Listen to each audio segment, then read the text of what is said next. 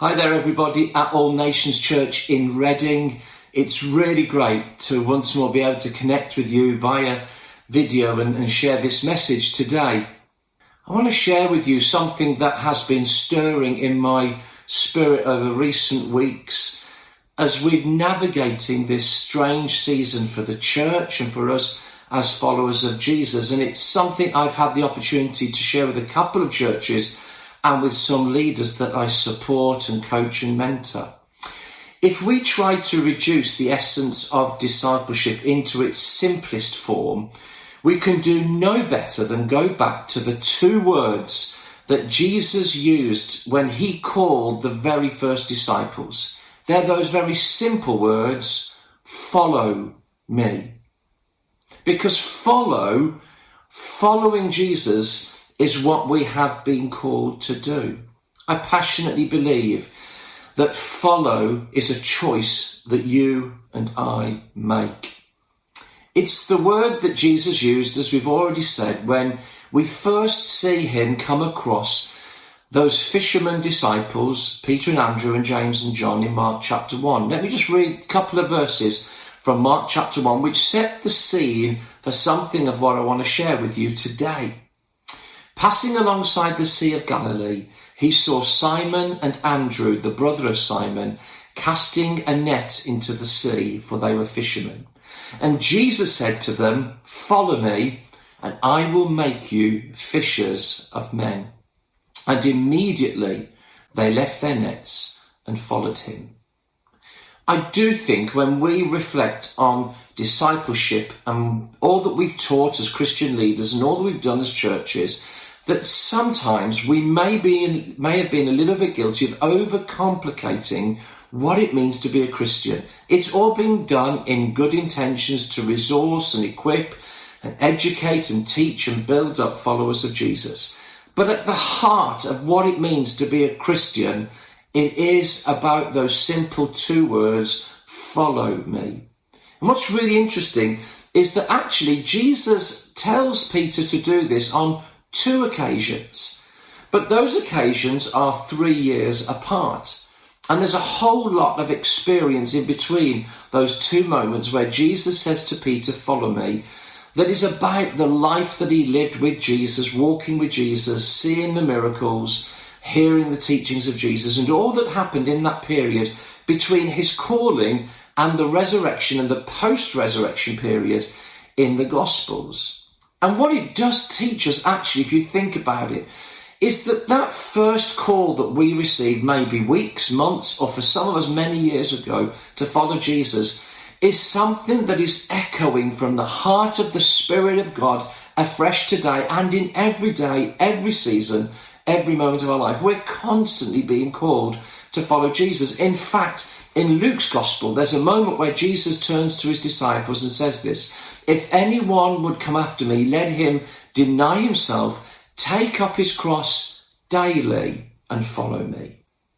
There's a whole set of different circumstances that we're living through at the moment that I think are asking big questions about our faith, how we live out our faith, both individually, but in community, the community of the Church of God, as well as followers of Jesus.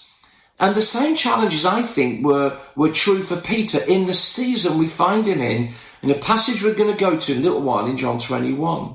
And there's just three headline things I really want to leave with you today about what it means to follow Jesus in this season we're in, asking some of the questions it's asking. The first is this: follow is a call to an uncertain future. Jesus never promised certainty. In John chapter 21, where we're going to go and journey through in these next few moments, it's really interesting to see what Peter's doing. He's fishing. And he's fishing, I feel, because he's in a period of uncertainty. We know that Jesus has gone through the cross and through the tomb and the resurrection, and he's appeared to his disciples just a couple of times. In fact, in John 21, it's only the third time that Jesus has physically appeared to his disciples. Things have changed. I think Peter knows things have changed. They're not what they were in the season they were in. There's a whole sense of uncertainty. What's going to happen now? Jesus started to talk about the fact he's going away. What's all that about? But Jesus is still saying to him, follow me. We're living in really uncertain times, not just uncertain about when we can meet again as a church, but politically, socially, economically. We're not through the uncertainty of what this season has meant for us in our lives. And it's so important that we as his children are following after Jesus. I often think that walking through life, let alone anything else, is almost like walking through a land of questions. And it's this land of questions where there's so many mountain peaks we seem to have to climb in our human experience. And if I were to name the mountain peaks, I'll call them the mountain of where, somewhere over there. And then we get the mountain of why and what and how in this landscape that we live in, this land of questions. We have so many things that spark uncertainty in us. And the moment we think that this pandemic is easing, we think we might be moving towards something normal, we know it changes again, and we just don't know what's ahead of us. And following Jesus takes us through this land of questions and uncertainty. But when Jesus says, follow me, he's also saying, trust me. In Psalm 22 and verse 4, we read these words. The psalmist says, in you our ancestors put their trust. They trusted and you delivered them. Isn't that great to know today? That we can trust in God even in these moments of uncertainty. Many of us are grateful for those who've gone before us, who've lived a life following Jesus. But they did it through enormous challenges and uncertainties, just as we are today. They paved a way for us through their faith and their courage and their determination to follow Jesus. And despite the uncertain days we live in, I want to encourage you to determine afresh to trust God despite the season that surrounds us. But the second thing I want you to see is that follow is a call to a deeper commitment. Listen to this quote by an everyday preacher called Kyle Idleman. He says this: following Jesus isn't something you can do at night when no one notices. It's a 24-hour-a-day commitment that will interfere with your life. That's not the small print. That's a guarantee. I'm sure you've had to sign important documents like I have. Lease agreements, mortgage agreements, life insurance, car insurance.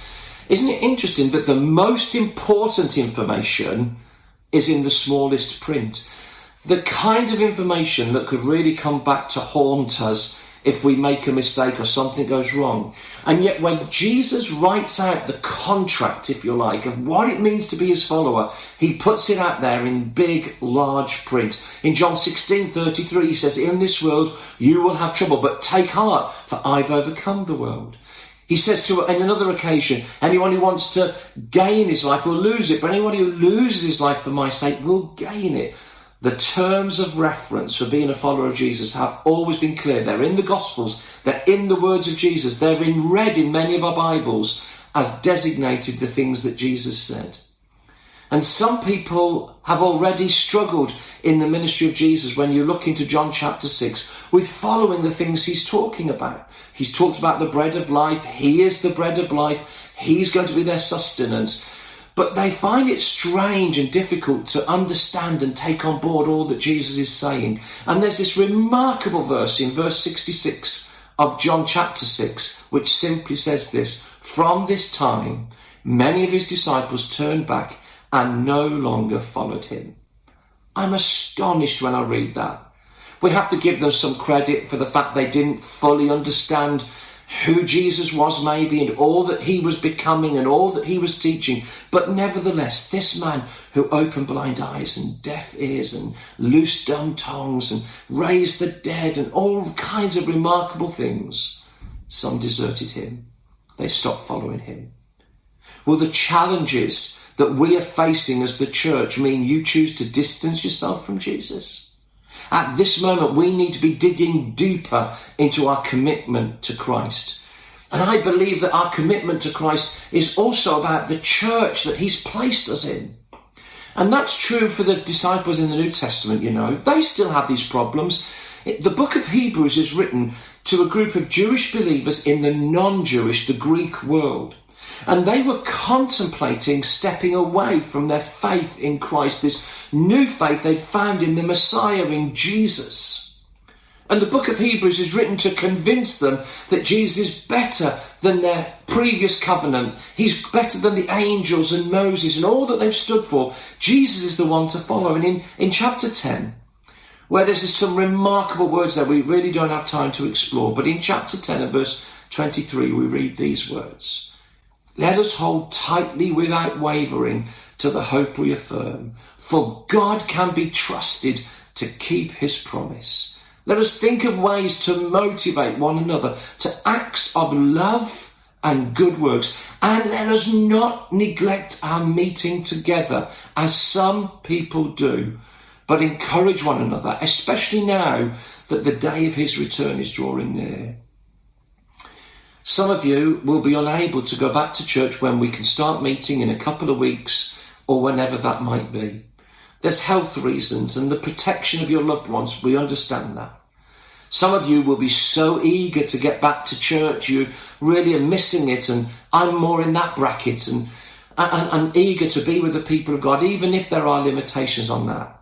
But let's really be honest, folks. There are some people in churches today who have become far too comfortable watching church from their couch on a Sunday morning. Sunday mornings have become all kinds of other stuff. And yet we're encouraged, just as those Hebrew believers, to understand that part of our following is the commitment we share as community together. You know, there are some things, folks, you will not get outside of the community of God's people. And in this season, it's time to dig deeper into our commitment, into our relationship with Jesus, our relationships with one another, our town, our city. They need Christ. They need him. And they need our church to be alive and vibrant and to come out of this season with the sense of the life of God flowing through our church, and our giving and our serving and our witnessing being as vibrant and more vibrant than even before we entered into this season. Because when Jesus says, follow me, he says, stand with me. And his mission is reaching our towns and our cities for Christ. Following Jesus was never a comfortable choice. It's a deep commitment of all of my life to serve his purposes in his world and through his church. But the final thing I want you to see is that follow is a call to a closer relationship. Follow me, Jesus said. I've met a number of different types of followers over the many years that I've served as a Christian leader. I've met followers of followers. I've met people whose Christian faith and whose commitment to God and their relationship with God seems so dependent on a Christian friend or a spouse. I've met couples who, if it wasn't for the wife stirring the husband out of bed on a Sunday morning, he wouldn't go to church, or vice versa. I've met friends who have to constantly keep lifting their other friends' faith and their confidence in God. And we weren't called to be followers of followers. We're called to be followers of Jesus. I've met followers of customs, people who love the traditions of the church. I remember such an outcry in the church I led here in Birmingham for many years because I suggested we didn't need to do communion every week, all of the time. And as much as the Lord's Supper is a life-giving part of what he wants to bring to us, the very custom was what people were following. How dare we not do what we've always done? And I've met followers of styles. People who need the flashing lights and the loud music and the digital displays. And those who don't want that. No, that's not the style I follow. I want it far more calm. I want to be able to hear the music, but not too loud. And I want the surroundings to be far more towards my style and my liking. Folks, we were called to be followers of Jesus. More than anything else, that's what we were called to be. You know, there's a little passage in Acts chapter 2, Acts 2 verse 42, which is fascinating. It simply says this, the first three words of verse 42, they devoted themselves to the apostles' teaching, to the fellowship, to the breaking of bread and to prayer. A personal choice to be committed to the ways of Jesus and to the community of Jesus and to the mission of Jesus. You know, your spiritual leaders, your pastors, your elders, your leaders will not be having to give an account for how you've lived your life. They're there to stir your faith, encourage you, support you, help you, teach you, but to release you into the calling and the gifting God's put in your life, to equip God's people for works of service, but not to live your life of faith for you, not to live your relationship with Jesus for you. That's for you to devote yourself to following after Christ. In this passage in John 21, I want to read verses 15 to 19 because they're really important. It tells us there that when they had finished eating, Jesus said to Simon Peter, "Simon, son of John, do you love me more than these?" "Yes, Lord," he said, "you know that I love you." Jesus said, "Feed my lambs." Again, Jesus said, "Simon, son of John, do you love me?" He answered, "Yes, Lord, you know that I love you." Jesus said, "Take care of my sheep." The third time he said to him, "Simon, son of John, do you love me?" Peter was hurt because Jesus asked him the third time, "Do you love me?" He said, "Lord, you know all things. You know that I love you." Jesus said, "Feed my sheep." And then he said to him, "Follow me." Too often in church life, people are looking for experiences, but Jesus is calling you to a relationship. Just as he was with Peter. "Do you love me? I've got some of you who need to feed my sheep and take care of my sheep, but do you love me?" Francis Chan, the Christian leader and writer, said this, that we never grow closer to God when we just live life. It takes deliberate pursuit and attentiveness. I suppose what Jesus is saying to Peter and saying to us is, follow me when you're strong and when you're weak. Follow me when you're up and when you're down. Follow me when you're confident and when you're fearful. And as Peter is called to follow again, Jesus asks him 3 times, "Do you love me?" And Peter's offended at the 3 requests for him to answer that question. Some have suggested that Jesus asks 3 times because Peter denied him 3 times. We can't know for sure. But the first time he asks Peter that, he says this, "Do you love me more than these?"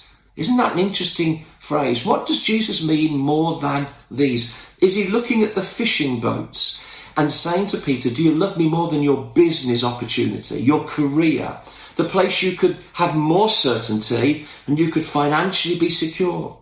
Is he looking at the other disciples saying, do you love me more than they love me?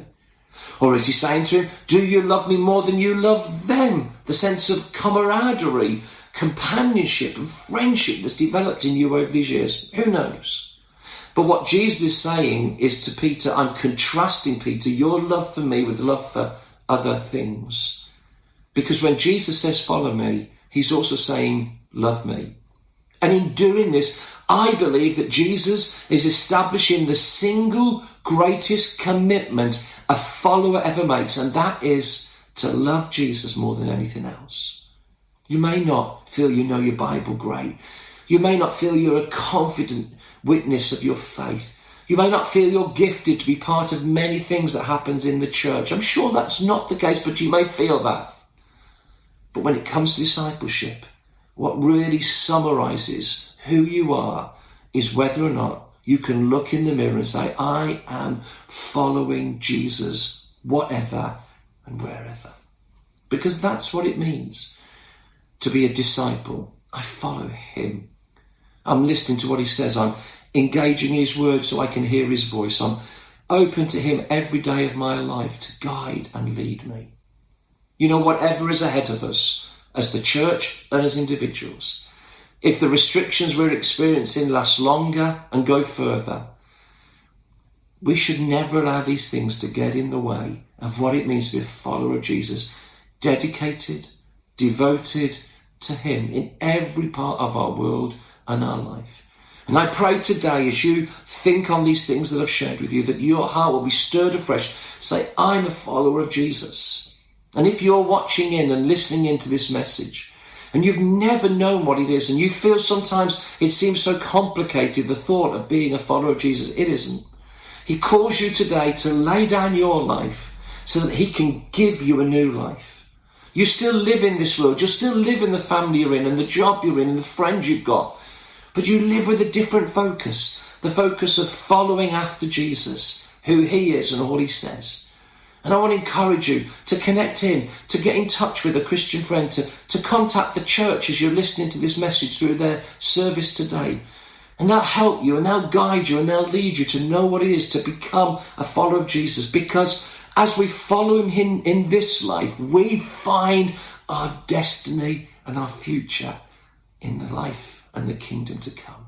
And I pray God's huge blessings on you individually and as a church, that whatever you're experiencing, finding challenging in this season, you'll know he's with you and you can take his hand and follow after Jesus with all your heart. God bless you.